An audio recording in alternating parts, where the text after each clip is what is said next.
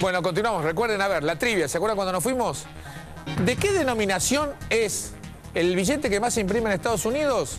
Y es de $1. Los billetes de $1 constituyen cerca del 45% de todos los billetes impresos.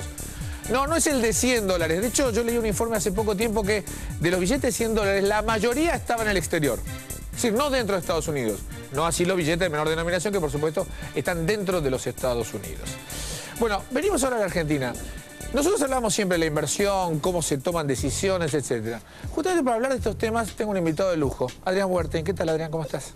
Buenas tardes, Gracias Tomás. por venir. Gracias por invitarme. Adrián Huerten es uno de los directores, de los 4 directores del Grupo W y actualmente presidente de la Caja Ahorro y Seguro, que unos cuantos de nosotros tenemos nuestro auto asegurado seguramente allí, ¿no? Una de las compañías más grandes, ¿no? De seguros. La seguridad de la gente. La seguridad de la gente, la cotidiana. Sí.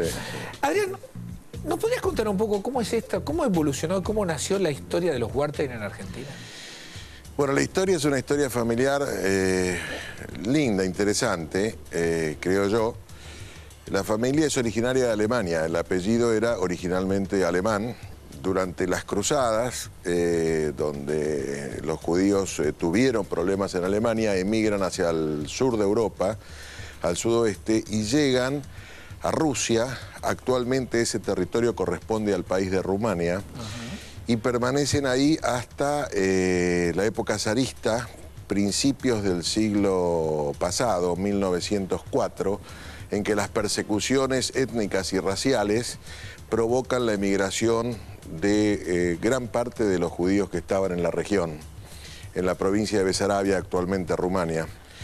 Y una parte de la familia, un hermano de mi abuelo y otro segundo hermano, emigran en un barco, cruzan a Génova, toman un barco y un barco viene a la Argentina, que es mi abuelo León, en el año 1904, y los otros dos hermanos emigran, uno a Australia y el segundo hermano se enamoró de una china que estaba en el barco, una chinita, y se fue a la China. Te puedo creer.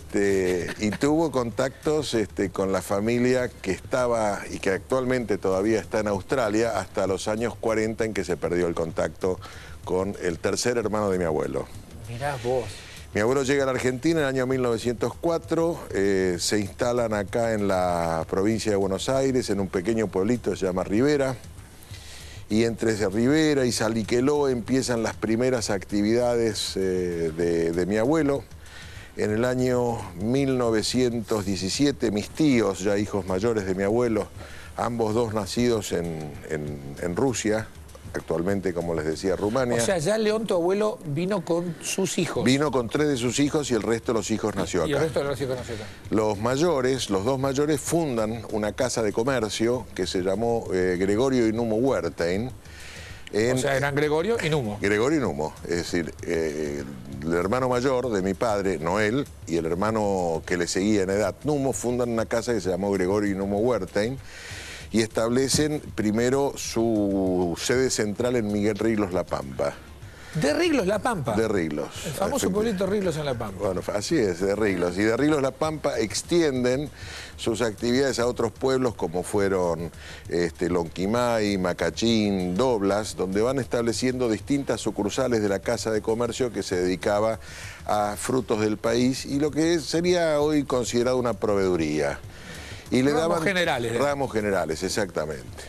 Y ya para el año 1920 y tanto, más cerca del 30, compran el primer establecimiento ganadero en la provincia de La Pampa y empieza ahí una larga trayectoria en el sector agropecuario, donde adquieren varios establecimientos agropecuarios en la provincia de La Pampa, después fueron a la provincia de Santa Fe, a la provincia de Córdoba, y en varios lugares de la provincia de Buenos Aires, que es lo que hoy constituye la empresa agropecuaria que se llama Gregorio Numo y Noel Huerten Sociedad Anónima. Ahora, ¿esto es sin descontinuar el Ramos Generales o Ramos Generales fue perdiendo espacio? Los ramos generales se continuaron mientras mi padre estuvo activo. Mi padre Noel se asocia al negocio en el año 1918, era muy jovencito, y mi padre permaneció activo hasta que tuvo 84 años. O sea, hasta ahí el rubro Ramos Generales seguía funcionando. Estaba en la provincia de La Pampa y hicimos lo que se llamaría un leverage buyout,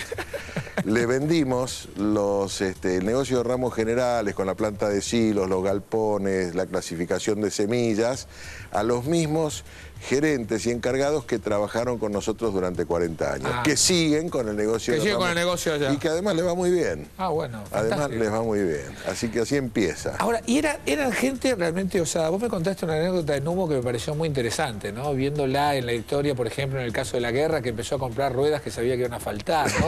Sí. Era un hombre que tenía unas visiones, ¿no? Tenía una visión. ¿Qué hace mucho al inversor? El inversor es tratar de ver que el negocio que se va a venir. Sí, Numo era un hombre que tenía una intuición y era un visionario. Él durante la época de la guerra, como te conté aquella oportunidad, compró todos los neumáticos usados que pudo conseguir aquí y afuera. Y cuando dejó de haber neumáticos, la única firma que tenía neumáticos para vender neumáticos en todo el país era Gregorio Numo y Noel Wertheim. Y después tuvo otra también que fue muy interesante, y es que cuando termina la guerra quedan en Estados Unidos una cantidad muy importante de camiones Ford, que se llamaban Ford canadiense, y que tenían un valor muy bajo con relación a lo que valía un camión. Claro. Bueno, se compró todos los camiones, trajo los camiones a la Argentina, los hermanos le imputaban de que por culpa de él se iba a fundir el negocio, la realidad es que los camiones se vendieron muy bien, y con las herramientas que venían en los camiones se hizo la primer línea de teléfonos pública de Riglos hasta Uriburu, para conectarlo a la red troncal de La Pampa, y el negocio, que se llamaba El Hebreo, brindaba el servicio de telecomunicaciones en Miguel Riglos. O sea que aparte de ramos generales, si la gente quería hablar por teléfono, claro, el sentido, era el lugar. El sentido era que la gente tuviera en el negocio de ramos generales la posibilidad de conectarse para una emergencia, alguna cuestión familiar, y el teléfono funcionó al servicio del pueblo, de los clientes y de todos los que lo necesitaron. Interesantísimo. De Numo, de los camiones de Numo salió eso. ¿Cómo va la nueva generación? ¿Entran ustedes como nueva generación? No, hubo, es decir, pensá vos que Gregorio, Numo y Noel tuvieron diversos hijos. Permanecieron juntos las tres ramas familiares hasta el año 73. En el año 73 se escinde una de las ramas familiares que permaneció junto con nosotros hasta el año 81, y en el 94 hay una refundación del grupo donde mi hermano Leo, mi hermano Daniel, Gerardo y yo, digamos, fuimos los continuadores de todas las empresas del grupo. Bien. Y ahí hubo, digamos, una escisión donde hubo otros que se dedicaron a negocios de propiedades, otros se dedicaron a negocios de campos, y en el medio hubo muchas cosas, de la industria electrónica, por ejemplo. Nosotros fuimos introductores en la Argentina de televisores Dumont, en época en que Yankelevich, el abuelo de Gustavo Yankelevich, tenía Radio Belgrano, y era el introductor de la televisión en Argentina. Nosotros fabricábamos los televisores Dumont.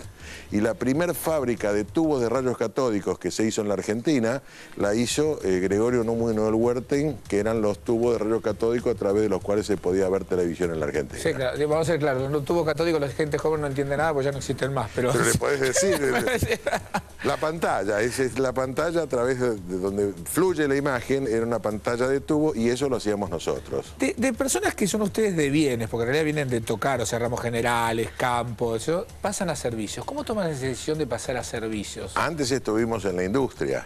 Estuvimos en la industria textil, con la industria textil lanera más importante de la Argentina, que se llamó Industria del Vestir Argentino, Casimires Spencer. Estuvimos en la industria de jugos. Estamos actualmente en la industria en el Valle de Río Negro.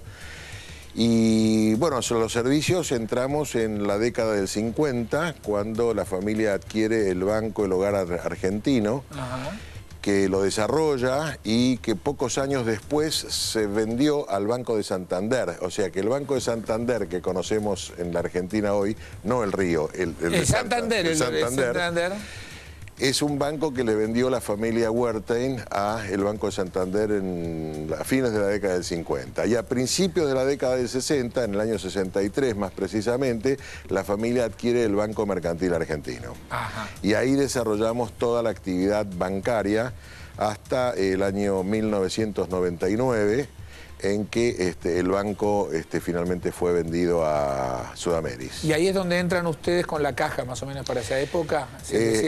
Tuvimos la caja, es en el año 94, cuando se privatiza la Caja de Ahorro y Seguro, se privatiza y conjuntamente con un grupo americano, que se llama Leucadia National Corporation, fuimos a la licitación y resultamos adjudicatarios en la Caja de Ahorro y Seguro.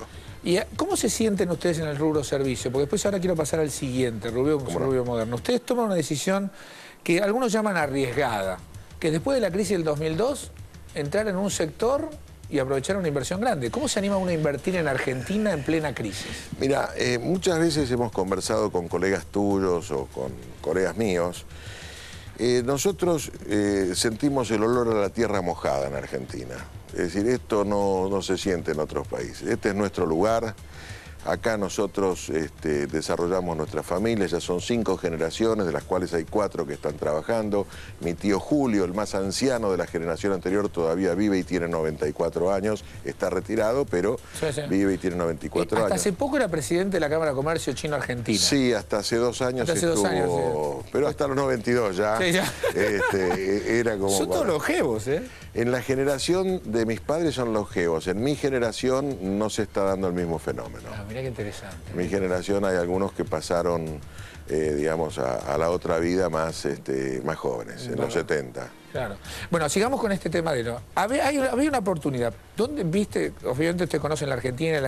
¿Cuándo toma la decisión de comprar Telecom o de ponerse en Telecom? Es una decisión en un contexto muy especial. Sí, bueno, es que nosotros en general hemos sido siempre anticíclicos. Cuando todos venden, nosotros buscamos la oportunidad, y cuando todos compran también buscamos la oportunidad y puede ser que vendamos. Pero siempre hemos mirado los negocios en la Argentina, nuestra acción está en la Argentina, y nosotros creemos de que la Argentina ofrece posibilidades realmente extraordinarias. A veces sufrimos un poquitito por los periodos que secularmente de la Argentina, ¿no? que se dan, pero ya vemos que no solo en la Argentina. Tomás, ya vemos de que esto que era patrimonio de los argentinos, que vivíamos en permanente fluctuaciones, está pasando en todo el mundo. Totalmente. Y entonces, excepto esos periodos que se suelen repetir transcurridos determinada cantidad de años, la Argentina ofrece grandes oportunidades. Y el que es empresario, muchas veces esto uno lo habla con gente que dice, ¿qué sentís que hace? El empresario, yo creo que la retribución más importante que tiene es la generación del empleo. Porque sí, es cierto, necesitamos utilidades. Si las empresas no ganan, no podemos vivir. Correcto. Pero la función esencial nuestra, dentro de lo que es la responsabilidad que tenemos como empresarios en la República, en la Argentina, es generar empleo. Y para nosotros la generación de empleo es un motor muy importante. Tanto en Daniel, que es un socio, Darío, que es quien prosigue con los intereses de mi hermano Leo, que ya ha fallecido, y Gerardo, nosotros tenemos una vocación por buscar siempre oportunidades en la Argentina. Y las crisis no las miramos para ver dónde nos refugiamos. Este es nuestro lugar. Ahora, Adrián, con ese tema, uno cuando toma decisiones de inversión en Argentina, sigue una planilla de cálculo en que mira entrada y salida, sigue los instintos, sigue la intuición, sigue la historia. Todo. Un poco de todo. Sí, un poco de todo. Yo creo que en la Argentina se pueden buscar oportunidades, hace falta evaluarlas con profesionalidad, con gran capacidad técnica, pero es muy importante tener sensibilidad, tener intuición y tener también la audacia que a veces hace falta cuando hay incertidumbre, que mucha gente tiende a replegarse. Nosotros frente a la incertidumbre más bien buscamos la oportunidad y no el repliegue. Y yo creo que ese es el camino, porque si fuese una cuestión técnica, o todos los economistas o los matemáticos serían todos exitosos en el campo de la economía y de los negocios. Y no es así. Y no es así, porque en el campo de los negocios intervienen muchos factores, interviene la política, interviene la cuestión ambiental, intervienen los aspectos regionales, intervienen el desarrollo de la tecnología, de cómo viene desde afuera y cómo lo percibimos nosotros y cómo va a impactar en el país. Entonces las relaciones entre las personas. Las relaciones entre las personas, los cambios de los gobiernos, entonces hay una cantidad de elementos que uno pone normalmente en la balanza, que tienen, digamos, el nodo tiene que ser técnicamente un nodo posible, porque si técnicamente no hay, digamos, oportunidad en el negocio, sí, tampoco la vas a hacer. Con el resto no se pueden arreglar las cosas, pero muchas veces las decisiones pasan. Nosotros pensábamos en el año 2003, cuando el presidente Kirchner se hizo cargo de la Argentina, de la administración de la Argentina como presidente de la Nación, nosotros pensamos que él iba a tener mucho éxito y que iba a poder realmente encauzar fundamentalmente lo que más nos aquejaba en ese momento, que era el tema de deuda externa. Y también había una situación coyuntural que muy bien había detectado Gerardo Wertheim cuando tomó conocimiento que France Telecom había tomado la decisión estratégica de irse a cualquier precio.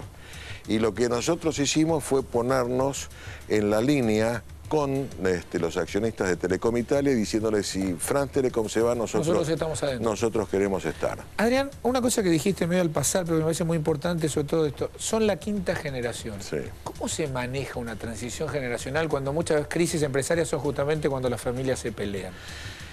Bueno, yo no sé si vos te acordás de un libro que hablaba de la inteligencia racional y la inteligencia emotiva. En las familias normalmente la inteligencia emocional predomina sobre la inteligencia racional. Yo creo que uno de los secretos importantes en las familias para que pueda haber transiciones ordenadas y quienes tienen oportunidad de agregar valor al acervo familiar, a la empresa y al país, que es muy importante, tengan esa oportunidad, pero tiene que manejarse con una línea donde el razonamiento sea la clave de la interacción entre las personas. Y eso se consigue cuando se deprimen las competencias malsanas. Ajá. Se deprime cuando uno escucha más de lo que habla.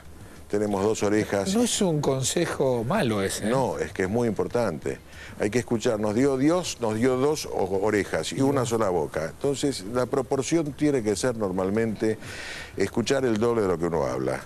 Y cuando uno escucha, aprende a entender lo que dice el otro, desde lo que el otro quiere decir y no lo que uno quiere interpretar.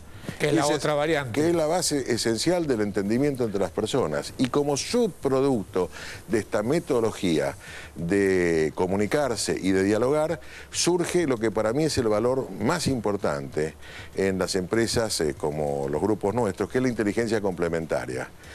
Puede ser que un socio tenga aptitudes mayores que las mías para desarrollar ciertos aspectos que hacen a la complejidad del negocio. Bueno, a ese socio hay que ayudarlo, no hay que competirlo. Ok.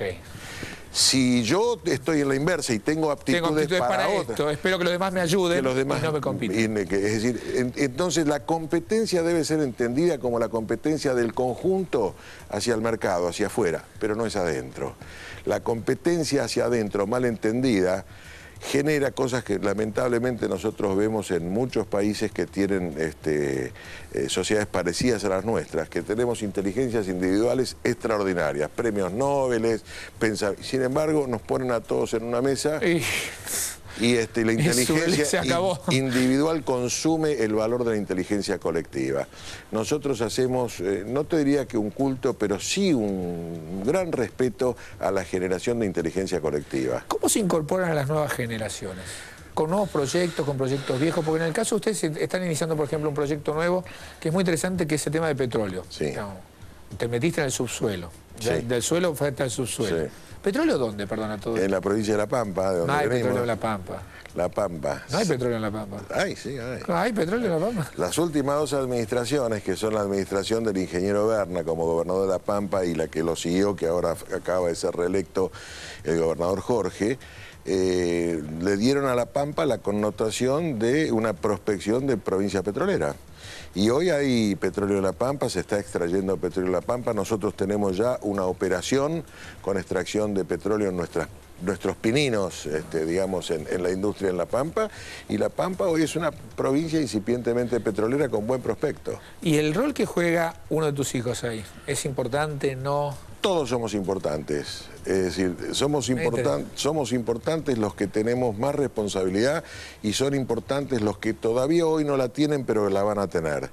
En el caso de mi hijo, de Lucas, nosotros no tenemos la responsabilidad directa de la explotación, porque el consorcio está integrado por Gregorio Númenor Huerta y Sociedad Anónima, que es la empresa agropecuaria nuestra, por el grupo Cielequi, que a través de su empresa que se llama Petrociel, y por un grupo de profesionales, geólogos, ingenieros en petróleo, que se llama Energial. Y la responsabilidad operativa la tiene Energial. Nosotros tenemos la responsabilidad de acompañar en el proyecto y de lograr el financiamiento como hemos hecho hasta ahora. Y Lucas participa desde ese lugar. Como un accionista no tiene participación directa en el... ¿Por qué invertir en Argentina? Porque nos hace bien. Yo, ¿sabés por qué te diría? Yo te contestaría con otra pregunta. Si vos no invertís en la Argentina, ¿dónde invertirías?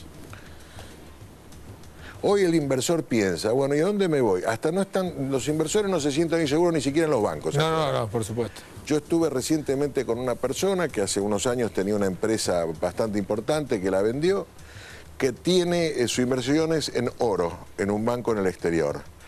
Y acababa de viajar precisamente un banco de primer nivel en el exterior, un banco en Suiza, para pedirle al banco que le identifique sus tenencias de oro y las ponga a resguardo en una caja. Ni siquiera tiene confianza en una custodia de un banco. Ni en la custodia. Ni en la custodia. Porque él, digamos... Y ahí es donde uno vuelve a las raíces, a la tierra, ¿no? De uno, a lo que uno conoce. Nosotros nunca nos fuimos de estas raíces. Siempre están. A veces uno se levanta un poquito despeinado. No es mi caso, pero... El mío sí.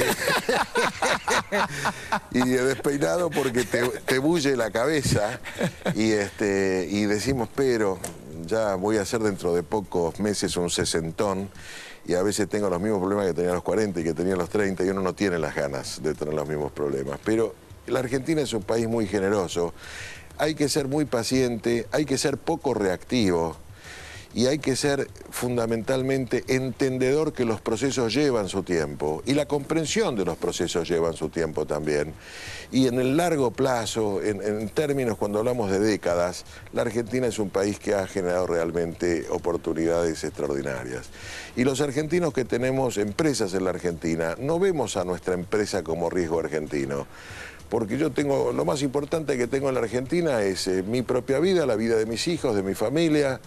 Entonces, ¿dónde voy a invertir si no invierto acá? El riesgo mayor que yo tengo no es el negocio, el riesgo mayor es el riesgo de la vida que tenemos en todos los lugares del mundo. Si no, mirá lo que pasó en Japón o en Haití o en tantos lugares donde un día se levanta un apagón. En Chile se levantan a la mañana y se te movió la tierra. Entonces yo creo que la Argentina es muy generosa en las oportunidades y creo que en la medida que las clases políticas vayan madurando y vayan encontrando una metodología para dirimir los verdaderos temas nacionales, las verdaderas esencias, esto con la educación se va a terminar encauzando. Adrián Huerta, y me quedé sin tiempo. Ha sido un placer realmente tenerte con nosotros. La verdad que... Tengo muchos temas más para hacer hablar. Quería hablar con vos temas internacionales, pero ya no va a faltar oportunidad. Cuando quieras. Me parece que esta crisis tarda bastante en resolverse, así que tenemos tiempo. Te agradezco mucho, a tu audiencia también y muchas gracias. Una buena experiencia. Señores, muchísimas gracias por estar en El Inversor. Por supuesto, nos vemos nosotros el sábado que viene. Muchas gracias.